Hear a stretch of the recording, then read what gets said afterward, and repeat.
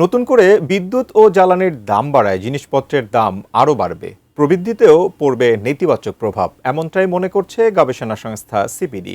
সংস্থাটি বলছে সরকারি চাকরিদের পে স্কেল দেওয়া যৌক্তিক হলেও তাদের জবাবদিহিতা নিশ্চিত করাও জরুরি। গোলাম কাদির রবুর রিপোর্ট। অনেকদিন ধরেই জিনিসপত্রের বাড়তি দাম বা মূল্যস্ফীতির চাপে সাধারণ মানুষ। সার্বিক মূল্যস্ফীতি এখন ৯%-এরও ওপরে। এখন নতুন করে বাড়ল বিদ্যুতের দাম, তার আগে বাড়ানো হয়েছিল জ্বালানি তেলের দামও। বেসরকারি গবেষণা সংস্থা সিপিডি মনে করছে বিদ্যুৎ ও জ্বালানির দাম বৃদ্ধির ফলে বাড়বে উৎপাদন এবং পরিবহন খরচ, যা মূল্যস্ফীতিকে আরও উস্কে দেবে। আমরা দেখতে পাচ্ছি যে জ্বালানি মূল্যস্ফীতি বৃদ্ধির ফলে তাৎক্ষণিকভাবে মূল্যস্ফীতিটা বেড়ে যায় এবং ভোক্তা মূল্য সূচক যেটা কিনা সিপিআই, সেই সিপিআইটা কিন্তু প্রায় 0.58% বৃদ্ধি পাচ্ছে।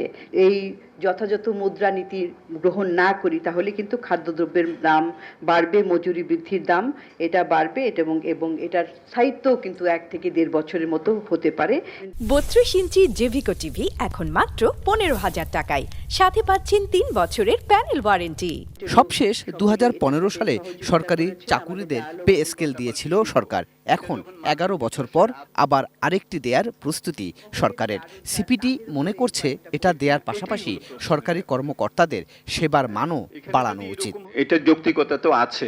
ইনফ্লেশনের রেট থেকে তাদের যে 5% বেসিক যেটা বাড়ে সেটা কম ছিল এবং জীবন মানের অবনমন হয়েছে এবং প্রকৃত তাদের যে ক্রয় ক্ষমতা তার অবনমন হয়েছে, এটা অস্বীকার করা যাবে না। কিন্তু তাদের উপরই আবার নির্ভর করবে যে আমাদের রাজস্ব আহরণটা ভালো হবে কিনা, আমরা যে ব্যয় করব সেই ব্যয়ের যে সাশ্রয়ীভাবে ব্যয়টা করব কিনা, এগুলো কিন্তু তাদের উপরেও আবার নির্ভর করবে। সুতরাং এখানে একটা আমার মনে হয় যে যৌক্তিকতাও আছে, আবার একটা প্রত্যাশাও আমার থাকা উচিত, আমরা মনে করি থাকা উচিত, এবং জবাবদিহিতাও থাকা উচিত বলে। তবে সিপিডির আশঙ্কা পে স্কেল বাস্তবায়ন হলে জিনিসপত্রের দাম আরও এক দফা বাড়তে পারে। সংক্ষেপে যদি বলতে চাই, আমাদের এখানে গোলাম কাদের প্রভু, এটিএন নিউজ, ঢাকা।